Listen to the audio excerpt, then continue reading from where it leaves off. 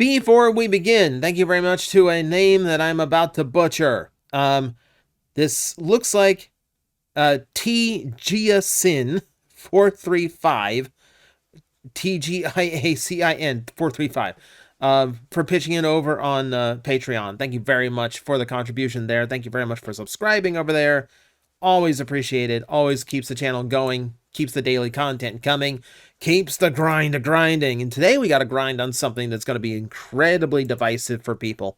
So, issue 30 just dropped for the Skybound Transformer comics.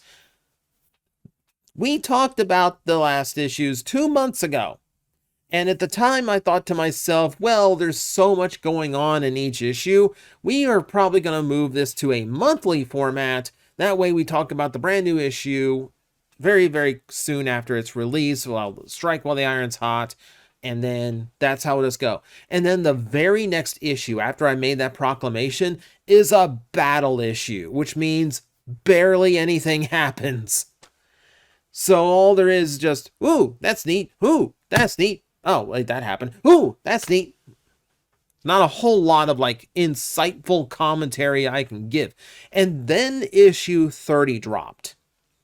And weirdly enough, issue 30 leaked online early. So a lot of people were sharing images and descriptions of the events. And it was blowing up Transformers fandom for a hot minute there. Because it's going to be a divisive issue. It feels like one of those issues that in the moment sounds like a horrible idea. But maybe there is a point that will turn it around. But for now, it feels ick. We'll get to that in a bit. That's going to be the main talking point. Let's go through issue 29 as well as we can here with what we've got to work with, because there are a few things that happen during the big fight scene, so we can cover that. Get ready. So issue 29 kicks off right where it leaves off, with one of my favorite Autobots dying in a horrific manner, which just seems to be what everyone does with Trailbreaker. And they make a point to actually mention this is going to be a permanent death. There is nothing that the Matrix or Teletran can do about this one. Megatron is literally drinking his energon straight from his core, like a vampire going straight for your heart.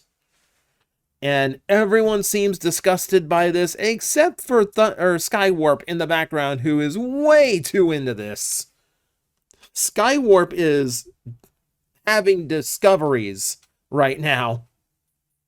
They are learning about themselves. So getting past that part, we do have just a lot of combat. They fight, and they fight, and they fight, and they fight, and they fight, and they fight, and they fight. And the only things going on outside of just scenes of robots fighting, the only things that are happening in the actual story is a little bit for Thundercracker. Now, during the fight, he is actually properly fighting. He gets into a scrap with Skywarp, and eventually he's seen like fighting off Ravage. It feels tepid.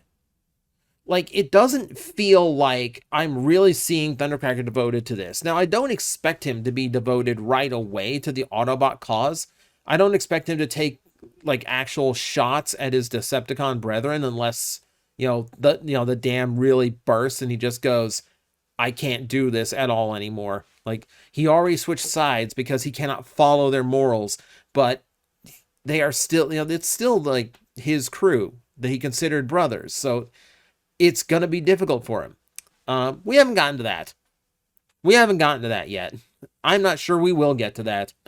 What we did get is this brief moment. So the fight ends when Megatron has another one of his migraines. The ones where his like alien captors from the previous issues start like infiltrating his skull again. So we have that as the ending of the fight. And I feel like the whole thing makes me feel like the whole reason Megatron murders Trailbreaker so graphically is to still show Megatron as some kind of like psychotic, powerful threat, even though he just ate a loss at the end of issue 26, and he's going to eat a loss here in issue 29, which, for my money, FYI, I think is too short of a time between big battles between all the Autobots and Decepticons. I would like to have a little bit of time to see what Megatron would actually plan next, instead of just, raid the Autobot headquarters. Now, granted, there is a purpose to this. We'll get to that here in a bit. But the interesting thing that happens is a moment where Thundercracker actually shows some concern for Megatron, almost as like a instinctive reaction. So like there is going to be this aspect of him that is still tied to his Decepticon heritage. It is not going to be like I am instantly on the Autobot side through and through here. It's just a thing, It is just something that we're going to keep an eye on. Maybe there's some development to it. Maybe it causes some conflict within the ranks because he's like showed concern for his old master. We will see. We will see. I think the big thing that happened, of course, is the fact that the mission was about getting Soundwave out, which, that goes off pretty much without a hitch. Despite having Ultra Magnus and now RC Magnus watching watching and intercepting the Constructicons trying to free him, they kind of just stand there and let them blow up the cell, even though they had a clear shot to actually just stop that from happening. I don't know. It seemed very poorly arranged. It wasn't the most convincing of escapes. So Soundwave is back in play. He reaffirms loyalty to Megatron, despite the little exchange with Thundercracker, which I really was hoping would go somewhere. But no, the loyalty in Soundwave is winning out too much. So while he thought for a brief bit about how cruel the Decepticons were, especially to Ravage, the one he seems to put the most importance in, we don't get to actually see anything come of it. Well, maybe later down the road. But again, this is mostly just a combat episode with the big focus being get Soundwave out. And once Soundwave's out, Megatron has his headache, everyone runs away, and then Elita 1 shows up. And Elita 1 is in a fighting mood, meaning like we're going to go from one big fight to another big fight, except this one is going to be a one-on-one fight with Optimus Prime. Most of the issue is devoted to them duking it out. And really duking it out is incorrect, as Optimus really only takes one actual punch at her, and that was in defense of Cliffjumper getting in the middle of the fight. Everything else, it's mostly Optimus either tanking the blows or just flat out blocking Elita while she gets out millions of years of frustration out on Optimus Prime. Now, granted, she has reason to be angry, but also she has no idea what is going on. All she sees is someone who abandoned them to millions of years of war while doing who knows what on Earth instead. So she's fed up with it. We already saw that, she acknowledged that anyone who's following Optimus is an enemy because they are not directly assisting the real battle on Cybertron. This leads to an exchange. We're going to go into this in depth later on. Don't worry. I'm just kind of getting through this because we got to break this down a little bit differently than we normally have to. So, the aftermath, the result of this is that Optimus decides, okay, we have two very different viewpoints on how the Autobots should be led right now and where our priorities should be. So, we are going to let the Matrix decide. Elita has spent this entire battle beating into Optimus Prime's chest and trying to literally rip it open. She is trying to forcibly steal the Matrix, even though that is not the Autobot way, as she is reminded several times. But she is in a mindset where combat and battle and bloodshed is all she knows. So this is how she is choosing to approach this as well. It's misguided. It makes her look like the bad guy in the situation because she's kind of meant to be the bad guy in the situation. But Prime decides, you want the Matrix? You can have the Matrix. Let's see what it decides. Because it's the will of the Matrix here that decides the leader, not you or I. So Elita is given the Matrix. And the Matrix actually chooses her. Elita Prime is something that I feel like some writer was inevitably going to tackle. You know, what if the female leader of the Autobots had the Matrix instead of the male leader of the Autobots? I hate the design. It feels like we did the exact same thing with RC just a couple issues ago, where we just made her taller and blockier and called it a day, and added more to her back and called it a day. Whereas this one seems to have completely changed up Elita. She basically does the same thing. She's taller, she's blockier, she's got more lines to her face the way Rodimus did. But the big thing is, yeah, she has a jetpack now. So Elita just has a jetpack. As far as I'm aware, if we were basing this off of the Generation 1 canon, Elita 1 should have been a car in this fiction. Or like the three-wheeled bike from Transformers 1 at worst. She's just a jet now for some reason. Pulling the power of the Primes, you know, slash IDW Elita 1 a little bit. But no, the Matrix actually is giving her a shot. So fictionally, we have our first female Matrix bearer. Or at least, you know, in the mainstream comic books. You know, you're going to argue Yellow Splendid. Yes, she technically has a Matrix because her mold has one molded in.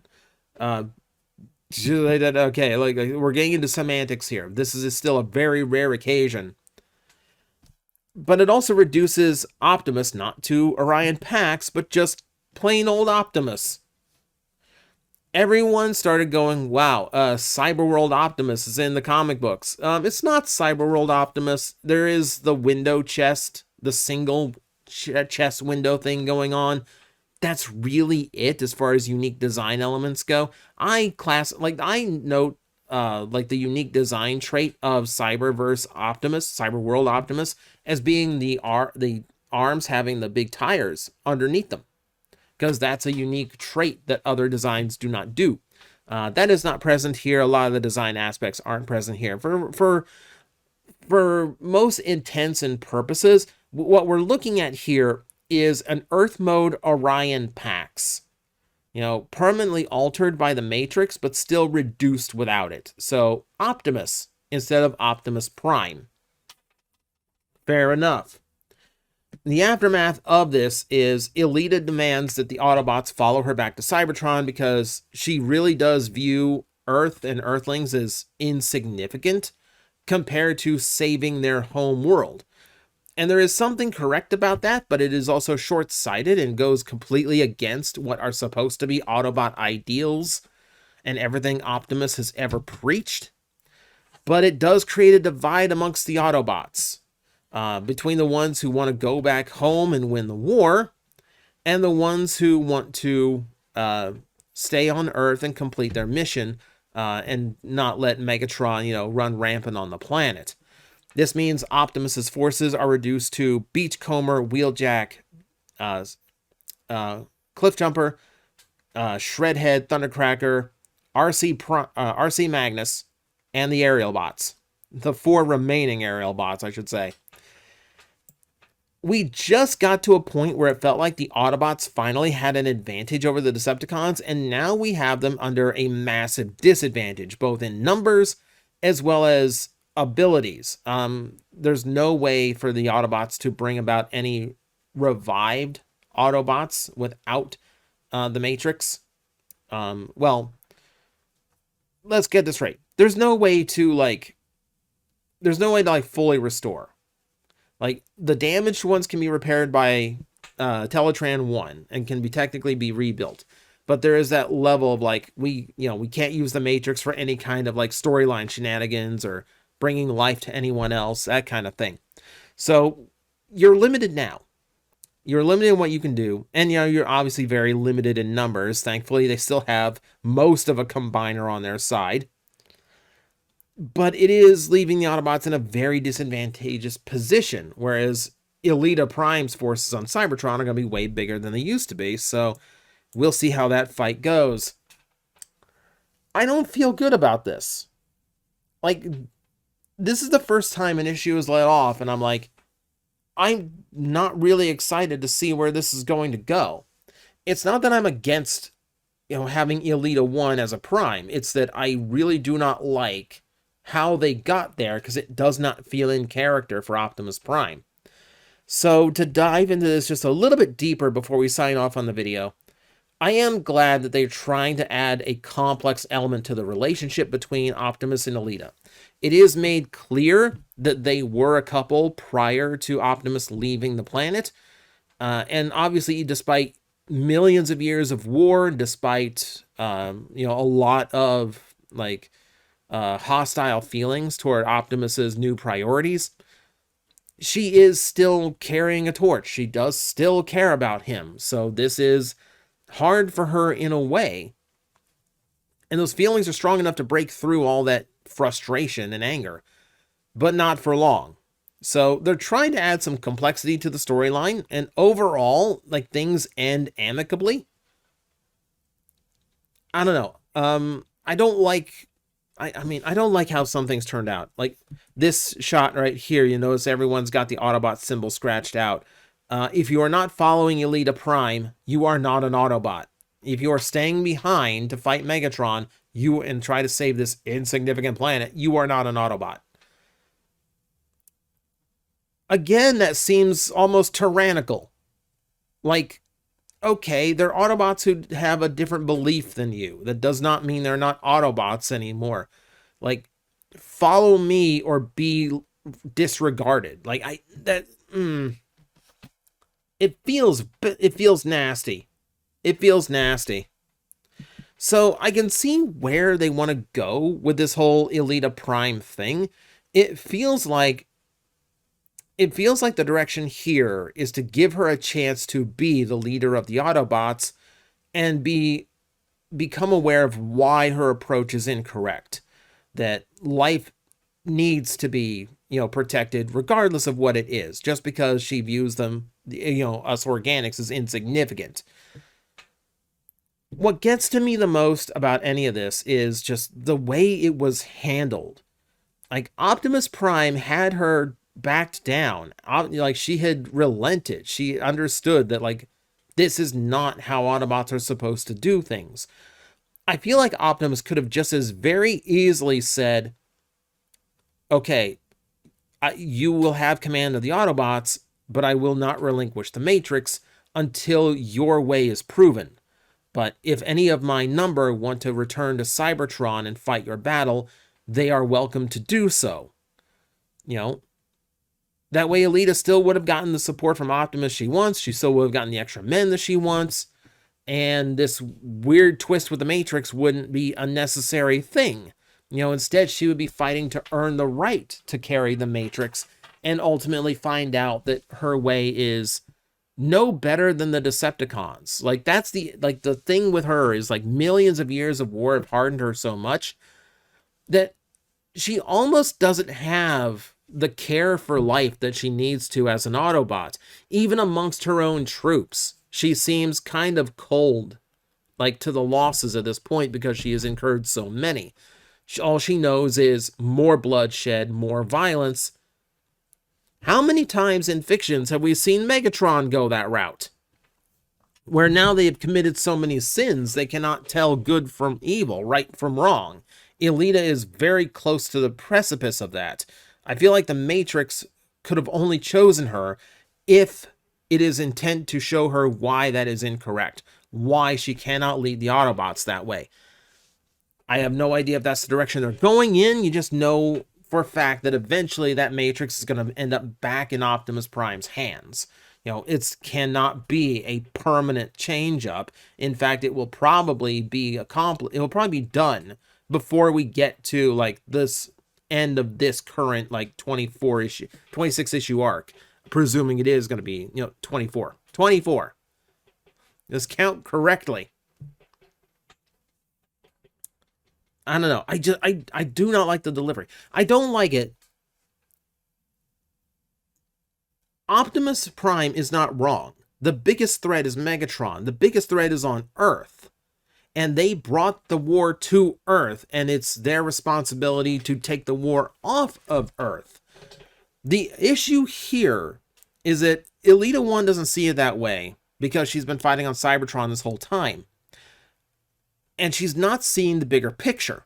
And my issue with the writing here is that even though Optimus has a chance to explain this to her, we are not given the explanation of why it is important to stop Megatron. Not just because he is attacking an innocent planet, but because the whole gain of the Decepticons, while they've been on Earth so far, has been to plunder its resources so they can go back to Cybertron a much more powerful force. If you sit Elita 1 down and make her realize, if you let the Decepticons run rampant here, they're going to return with all the energon they need to squash out every Autobot left on the planet. And no one explains that to her, that like the biggest strategic disadvantage here would be to let Megatron run rampant on a planet rich with resources so that he can return more powerful than ever, with a whole crew of Decepticons who would return more powerful than ever. Elita would be inviting her own destruction by allowing Megatron to continue his rampage on Earth. And she doesn't care. And here's the thing, I can understand her being so short-sighted and so battle-thirsty from everything happening on Cybertron that she herself does not understand this. No one actually explains it. That's the frustrating aspect to me. Like, Optimus Prime is a negotiator. Optimus Prime is someone whose greatest skill is making someone see from his point of view and making them see and contextualize things in a different direction. This is how he talked Thundercracker into solidifying his place amongst the Autobots. Words are supposed to be the strongest weapon Optimus Prime has. And that's not what happens here. Optimus basically just gives in to Elita's demands, even though it leaves Earth and the Autobots there at tremendous disadvantage. I don't know, like, it just feels poorly accounted for, you know? I'm not okay with this direction. And I get the point. I get where they would potentially take this storyline and what they would do with it, how they would treat Elita Prime, you know, and the lesson that she needs to learn the hard way. I don't think this was a necessary direction to it. I feel like, again, it's written as a shock moment, because that's literally the only, like, since since Kirkman took over, we've been getting shock moments in the books rather than like full, like, solid storytelling. You know, it's a shock moment that, it's a shock moment that Megatron would just come out of nowhere, murder Trailbreaker, and drink his blood. It's a shock moment that RC just randomly becomes a Magnus. It's a shock moment that Thundercracker becomes an Autobot, which is carryover from the previous 2 years of storytelling. So, okay, minor pass. That one was actually done well. And then, things like Elita Prime is a shock moment. Little Optimus is a shock moment. And it's all being written for is those moments, and I'm not seeing where, like, I'm seeing, like, the bigger story getting lost. We went from issues where it seemed like a million things were happening in this world to issues where it seems like one thing is happening, and we're hanging on it for a long time, and the result is not that satisfying. It's weird. I hope, like, obviously going back to Cybertron, we're going to expand that a bit. It's going to be Elita Prime versus Shockwave, Little Optimus versus Megatron. We're going to have different, we're going to have different struggles in different directions here. I understand where they're going from a storyline, but again, as I said, I don't like how they got there. It just does not feel, it doesn't feel right. It doesn't feel right, and I can tell this is going to be very divisive. Like I said, it's the first time I have not really looked forward to the next issue. I'm like, I don't know, like, this is not a plot element that makes me go, I wonder what's going to happen next. This is a plot element that makes me go, why was this necessary for the story? And I get the feeling that the payoff is not going to be as good as I thought. So we're going to sit on this. I am not going to go monthly with this unless the next issue just turns out to be like incredibly shocking. I don't think it's going to be. But for now, I'll let you guys ponder in the comments section below. What do you think of the new issues? Like I said, I think it's going to be divisive. I think there's going to be a lot of people who are intrigued by such a different direction. And I think some people are just going to be outright outraged by how it was delivered. But that's up for you to debate in the comment section below. And until next time, till we talk about Skybound again, thank you very much for watching, and I will see you next time. Hello everyone, I am Astral Agent Magnetar, a Tokusatsu VTuber, and I am streaming 4 times a week over on Twitch, Monday, Tuesday, and Wednesday afternoons, and a special late night one on late Friday/early Saturday. So come watch, come hang out, and let's make an impact together.